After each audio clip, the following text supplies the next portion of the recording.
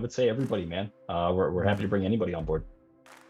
That's good to hear, Tim. Yeah, so, I can expect a lot of Web3 fan in JP will probably play Sandbox as well, and they will play other Metaverse. And I got a question actually prior to this interview from my Twitter account. They've asked to Tim, founder, right? So is there any incentives for user who join to Metaverse? I mean, I understand the Metaverse isn't all about making money, right? I mean, when there's a pure good title about gaming or benefit, people will play about money. But then I want to hear from you, founder of ArcadeLand. So what are the incentives then? Like, I understand there will be a lot of Web2 title coming into your Metaverse, but then is there anything else that will make you guys special to JP Web3 gamer, let's say? Yeah. Oh man. I would say there's a lot of Web2 elements in games that users love, right? So, when you find a really unique item and you find a way that you can trade that, or sell it on the marketplace, somehow make money from that, gold farming, item farming, all the way back to like the Diablo 2 days, before World of Warcraft. I mean, there's a demand for this kind of stuff in these economies, and that's part of what makes the game really fun. Is that you can get involved in these economies, you can make this kind of progress, and you can actually reap those rewards. So I would say that this kind of stuff has been validated because games with these components have been extremely wildly popular. But I think the missing piece is what these things like NFTs can solve.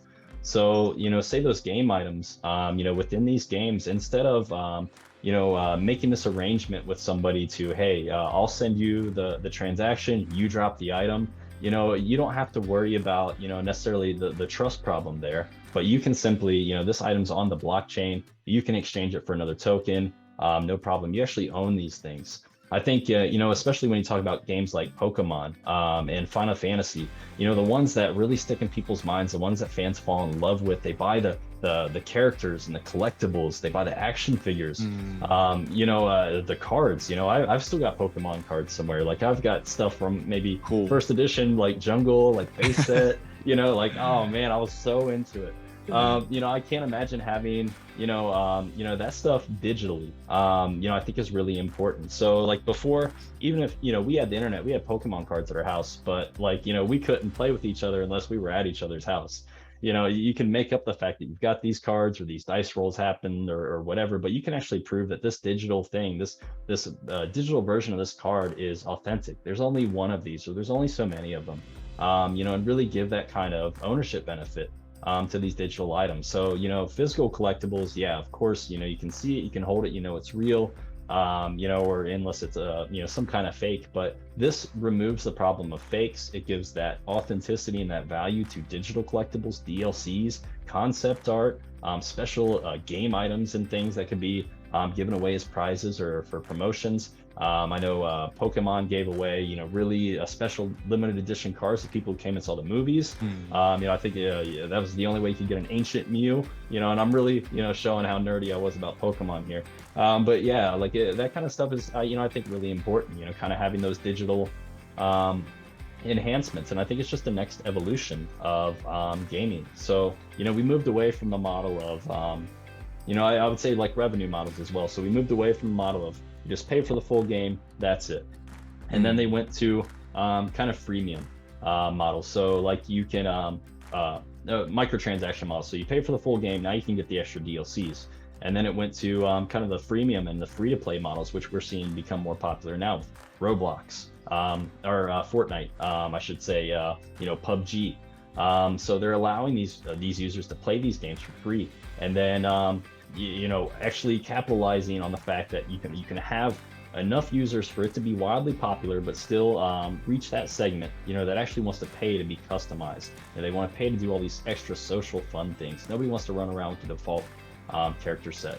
So I think, those are the things that are really important that we're going to see, in more and more gaming titles. I think a lot of Web2 studios are going to be slow to pick this up because they're already the dominant forces out there. They don't need to adopt the new technology to compete with themselves.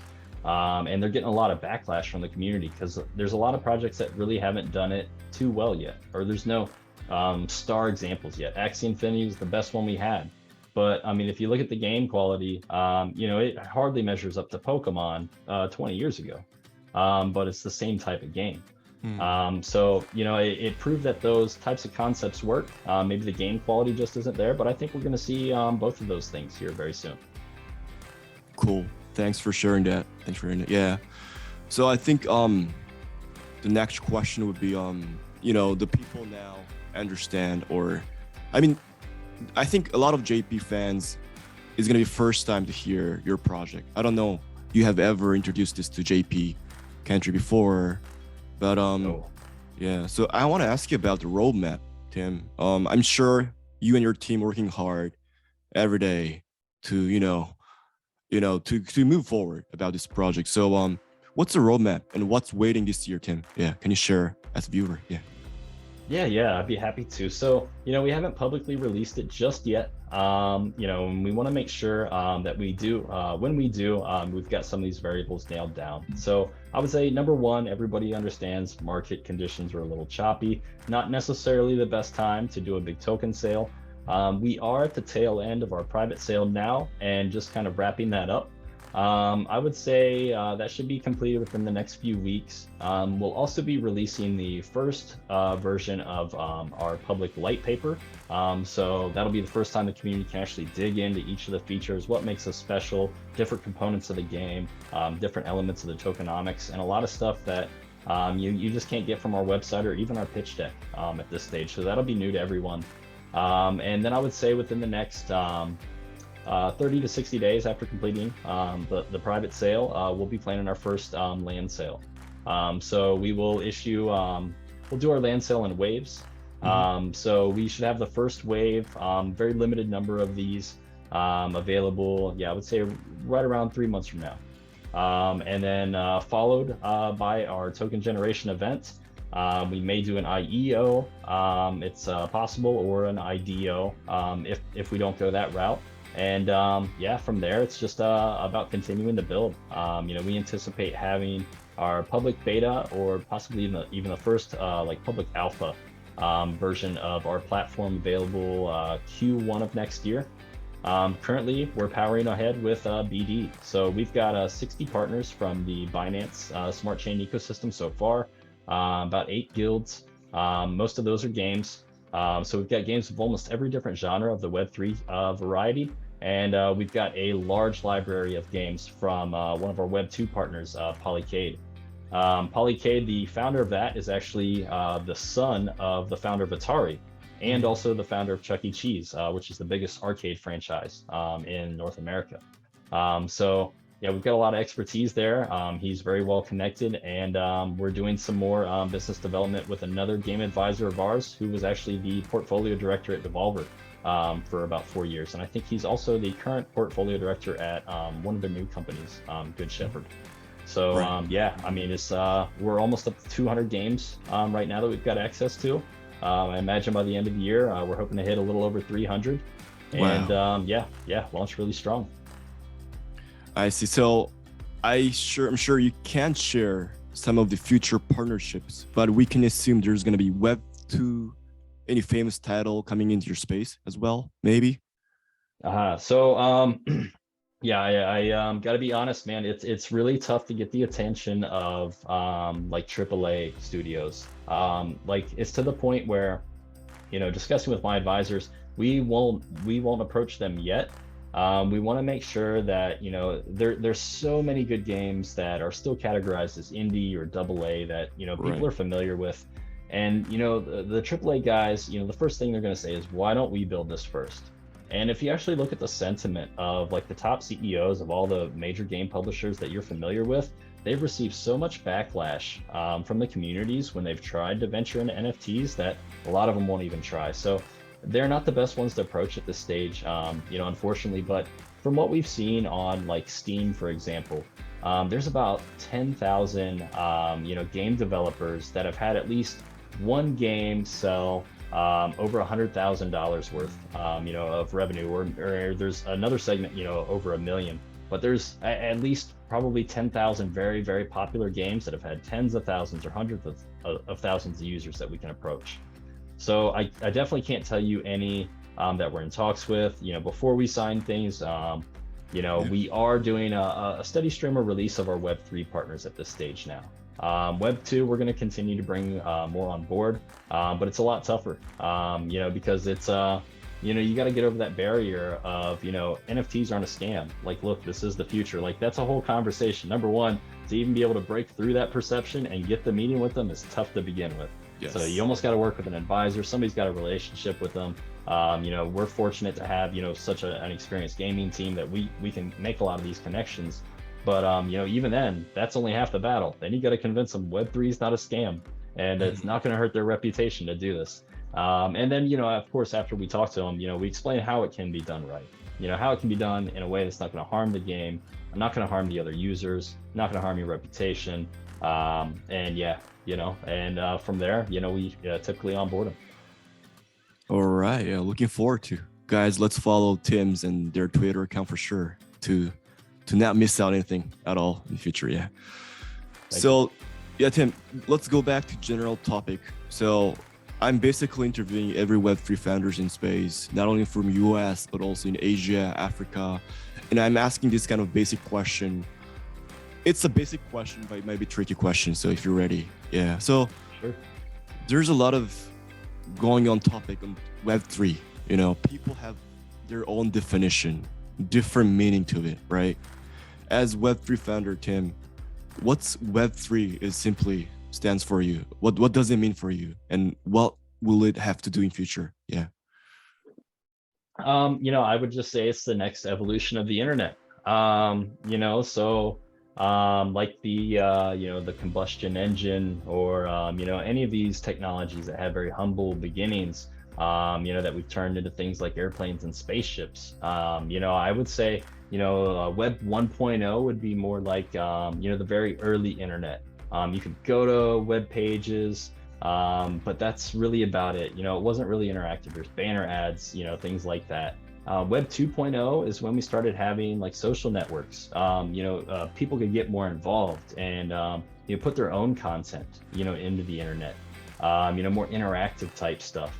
And I would say Web3 is the most interactive version yet. It's using all of these advanced technologies. It's really involving the community to be the source of the content, to have more control over things and be really more involved and to benefit from these things. Now you have people making careers out of being content creators, professional gamers.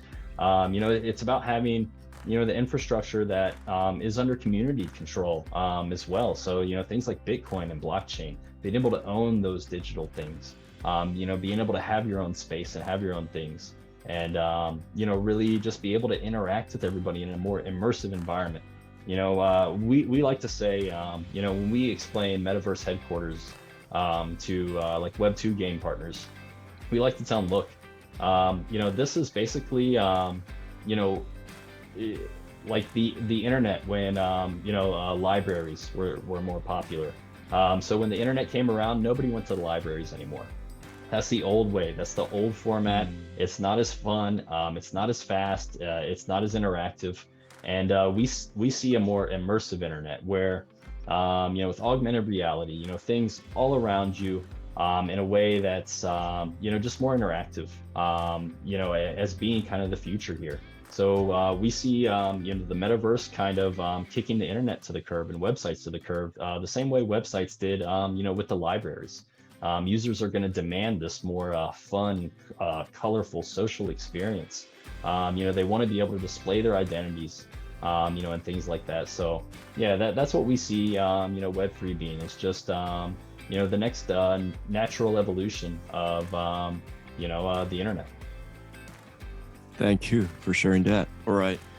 So talking about the JP Web3 space, let's say this last half a year, I've seen a lot of new Web3 app coming in, like a move to earn app, play to earn. Is there any specific or area or project that you look after right now? Or I don't know, as a founder, it doesn't have to do with ArcadeLand. Maybe as a Web3 fan, as a user, is there anything you follow, you try to, you know, capture new trend, any project you love? Yeah. Oh man, I don't think it would be fair to any of my partners if Yes. we've got about 60 of them now, and I they're all understand. special Yes. in one regard or another. Yeah. I think the biggest thing when it comes to checking out Web3 projects is I would say the teams, the teams in the community. You want to make sure that they've got that accountability, that they're going to follow through on things, right? So you want to make sure the communities, they're happy with them. They don't have these issues. They're not getting, heavily moderated and banned, in their chats and stuff like that. And that, they're actually delivering on the promises, and that they have a record of doing so. So I'm not a fan of, I understand there are some maybe legitimate reasons why you wouldn't put your team on your website, but that to me just kind of opens that door for people to say, oh, look, there's a problem, we're done, and we're not going to carry through with this. And then we have another one of these headlines that drives people away from the space. So, I would say support the teams that put themselves out there. They're proud to, own, what they say and deliver on their promises. And get involved. Get involved in the Web3. I'm so happy I did. I can honestly say I absolutely love going to work every day. I love what I do. I get to help people, and it's the most fulfilling, thing I've ever done in my life. So I don't really feel like I'm working anymore. I get to talk to awesome people like you, about the things that I love to talk Thanks about. a lot. Yeah, and we get to work together on super cool things. We're doing some awesome things with our partners. Stuff I'd love to reveal. I unfortunately I can't, but some of them are doing awesome things to help people on the planet. Like we've got one that for each of their NFT characters, once it evolves to a certain level, they actually plant a tree. And then this platform in this game becomes carbon negative because it's actually capturing more carbon than it takes to run the game and the infrastructure. So, the whole, oh, it's bad for the environment, that's not necessarily true. So we got people that, are actually, making money from playing these games. They're enjoying playing these games, and they're helping the planet out. I can't, think of anything better. All right. Thank you. So we are almost reaching our time, Tim. Actually, it was pretty quick. I'm sure you might be coming fly to Japan in future for event. I don't know, but do you have any last comment to the viewer in Japan? This is their first time to see you, I hope. I mean, I don't know, but thank you for your time today. I'm sure you're a busy founder every day, but I appreciate your time today. Maybe any last comment to viewers in Japan? I would just say get involved, guys. The Web3 space needs passionate people. There's an enormous demand for this kind of stuff. If this is what you like to do, I give you my full encouragement. I would say, find the games and the teams that you really like, get involved early in those communities any way you can. Really support them. Just really enjoy things. Be careful. Of course, the Web3 space isn't as safe as we'd like it to be just yet, but we're working on fixing that problem ourselves because we're getting tired of waiting.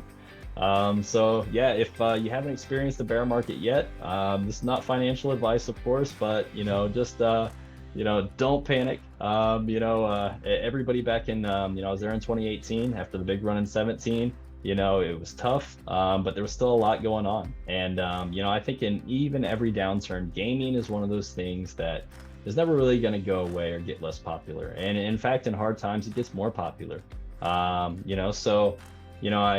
would say, just be patient, be safe out there, of course, and get involved with your favorite Web3 projects or teams.